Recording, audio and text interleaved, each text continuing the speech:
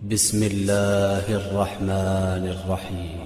قرآن میں کچھ لوگ ہیں جو انسان نما ہیں اور انسان دکھائی دیتے ہیں مگر حقیقت میں انسان نہیں ہے۔ کچھ اور آگے بڑھیں تو کچھ لوگ ہیں جو انسان ہیں۔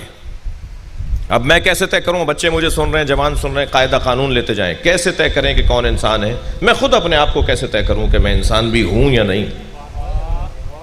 جی، انسانیت کے کون سے درجے پر ہوں، انسانیت کے کون سے درجے پر ہوں، کون سے درجے تک پہنچنا چاہیے؟ اس وقت کہاں کھڑا ہوں میں؟ ہر شخص کو اپنے آپ کو دیکھنا چاہیے نا۔ تو کیا کسوٹی ہے، کیا پیمانہ ہے؟ انسان ہونا یا انسان نہ ہونے کا پیمانہ یہ ہے، دقت ہے آپ حضرات کی، کہ اگر میرا نفس لوامہ زندہ ہے تو میں انسان ہوں، اور اگر میرا نفس لوامہ مر گیا ہے تو میں انسان نہیں ہوں۔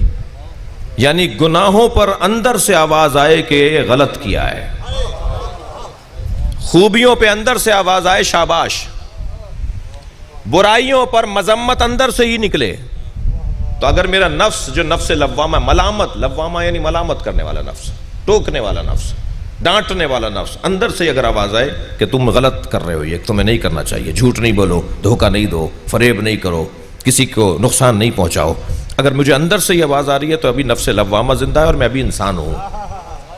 اور اگر برائی نہیں رہی میرے نزدیک، اچھائیوں پہ میں خوش نہیں ہوتا، برائیوں پہ میں ناراض نہیں ہوتا، تو میرا نفس لوامہ مر چکا ہے، میں انسان کہلانے کے قابل نہیں۔ آپ ہمارے لیٹسٹ ویڈیوز کے بارے میں جاننا چاہتے ہیں تو ہمارے چینل کو سبسکرائب کریں اور بیل آئیکن کو پریس کریں۔